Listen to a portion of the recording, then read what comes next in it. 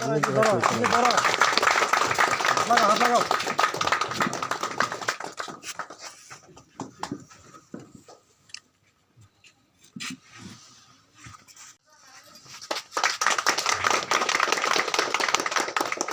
আমাদের মধ্যে উপস্থিত আছেন আমাদের এখানে উপস্থিত subzonal chairman, senior leader, minority টিসিএফের ওয়ার্কিং প্রেসিডেন্ট, অন্যান্য নেতৃবৃন্দ, সবাইকে আমার আন্তরিক শুভেচ্ছা জানাচ্ছি। আগামী 16 তারিখ যে নির্বাচন খুবই গুরুত্বপূর্ণ নির্বাচন, কারণ আমরা 2018 সালে যে স্লোগান যে চলো পাল্টাই, এই চলো পাল্টাই স্লোগানকে আবার পাল্টিয়ে দিতে হবে, উল্টে দিতে হবে। কারণ আমরা 2018 সালে যা প্রতিশ্রুতি দিয়েছিল তা পুরোপুরি ব্যর্থ, কিছু পূরণ করতে পারেনি। আমরা দেখেছি এই পাড়ায় এসে মানে মানুষের, জনগণের যা সমস্যা, মেন আমাদের পানীয় জল, আমরা ভালো জল মানে আমরা রোগ সুখ সব কিছু হয় আমরা পানীয় জল দিয়ে, কিন্তু পানীয় জলে আমরা ভালো করে পাইতে কী বলবো ঠিকমতো পাইনি। আমরা শুনেছি এখানে এসে মানে নিজের টাকা দিয়ে গড়ে কল বসিয়ে পানি করতে হয়, জল সংগ্রহ করতে হয়। কিন্তু আমরা দেখেছি অন্য এরিয়ায়, অন্য রাজ্যতে গেলে আমরা দেখি ঘরে ঘরে সরকার থেকে প্রকল্প বার করে সব কিছু দিচ্ছে, কিন্তু আমরা দেখি এই ত্রিপুরা রাজ্যে সুশাসন বলে ঘরে ঘরে প্রচার চালাচ্ছে। আবার বলেন বারে বারে গিয়ে জল পুষিয়ে দেওয়া হচ্ছে, কিন্তু বাস্তবে কিন্তু কোনো মিল নেই। প্রশ্ন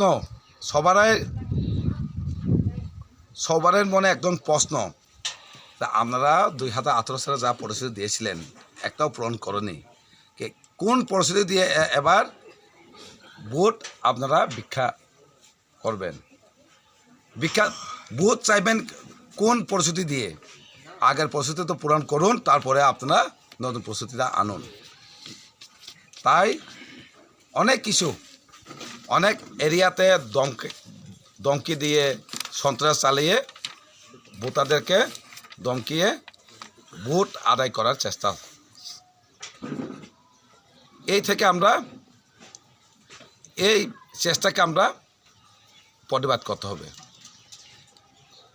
ভয়, আপনারা নিজের মন থেকে ভয়টা আমরা ত্যাগ করতে হবে। ভয় জিনিসটা কিচ্ছুই না। আপনারা যদি একতা থাকেন, কেউই সাহস হবে না এখানে এসে ধমকি দেওয়া, সন্ত্রাস করা। কিন্তু আমরা চাই একটা নতুন সরকার পরিচিত হোক, এমন সরকার যাতে জনগণের সাথে কাজ করে। শুধু আমি এটাই বলতে পারি, ত্রিপুরা শুধু বুবাগরা, শুধু আমাদের যে মহারাজ একজন, উনি জনগণের সাথে একটা ঘরে ঘরে যা যা সমস্যা এটাকে পূরণ করতে পারবে শুধু মহারাজ, আমরা ত্রিপুরা পার্টি। তাই আপনাদেরকে অনুরোধ, জনগণের স্বার্থে যত ধর্ম স্বার্থে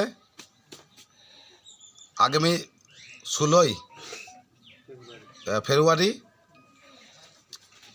শুধু আন্দোলন উঠাই দেখেই, আর ইভিএমে গিয়া দেখতে হবে না, শুধু আন্দোলন কোনখানে দেখে ভোট দেওয়া। তাই আপনাকে অনুরোধ, আশা করি আপনারা মহারাজকে দেখে আমাদের ত্রিপুরা পার্টি আনুষ্ঠানিক ভোট দিয়ে বিপুল ভোটে জয় করব, এই আশা আপনাদের কাছে রাখছি। আর আপনার দায়িত্ব সবাইকে ঘরে ঘরে গিয়ে প্রচার চালিয়ে যাবেন, যাতে ভোটটা জনগণের স্বার্থে ভোটটা হয়। 330 পরিবারকে ধ্বংস করে দিয়েছে। 10,330 পরিবার প্রায় শুধু পরিবার নয়, যে 10,323-এর কারণে অনেক স্কুল শিক্ষা যে প্রতিষ্ঠান তার ধ্বংসের পথে। নতুন প্রজন্ম যারা ছাত্র ওনারা কিন্তু ঠিকভাবে শিক্ষা পাচ্ছে না। তো তাই আমরা এই জুমলা সরকার বলতে পারি যে গত 5 বছর কি বলেছিলেন ইলেকশনের আগে, মানে 10,323-কে আইন পরিবর্তন করে, আইন সংশোধন করে চাকরি ব্যবস্থা করা হবে, কিন্তু কিছুই করা হয়নি। এখন ইলেকশনের কয়েকদিন আগে একটা কমিটি বানিয়ে দেওয়া হচ্ছে, একটা সমাধান করা হবে। যদি করার ইচ্ছা থাকতো তাহলে তো 5 বছরে অনেক কিছু টাইম পেয়েছে, কিন্তু 5 বছর অনেক টাইম। 5 বছর আগেই অনেক আন্দোলন করেছে, না খেয়ে আমরণ অনশন করেছে, কিন্তু তারপরে তো কোনো একটা ছাড়া না দিয়ে, কোনো ছাড়াই দেয়নি। কিন্তু এখন হঠাৎ করে ইলেকশন ডিক্লেয়ার হওয়ার পর কিন্তু এখন বলছে কমিটি বানিয়ে এখন ব্যবস্থা করা হবে। আমরা কি বিশ্বাস করবেন? যা প্রতিশ্রুতি দিয়েছিল না, কর্মচারী হোক, পে কমিশন দেওয়া হবে, কোথায়? স্মার্টফোন, ছাত্রদের যুবকদের স্মার্টফোন দেওয়া হবে, কোথায় স্মার্টফোন? কেউ আপনার পাড়া, আপনার বাড়িতে এসেছে মোবাইল ফোন? কোনো স্টুডেন্ট, কোনো যুবকের হাতে পোষায়নি। মিস কল দিলে চাকরি দেওয়া হবে, কোথায়? এখন মিস কল যে দিয়ে চাকরি দেওয়া হবে উনি তো এখন অ্যাবসেন্ট, আসেইনি।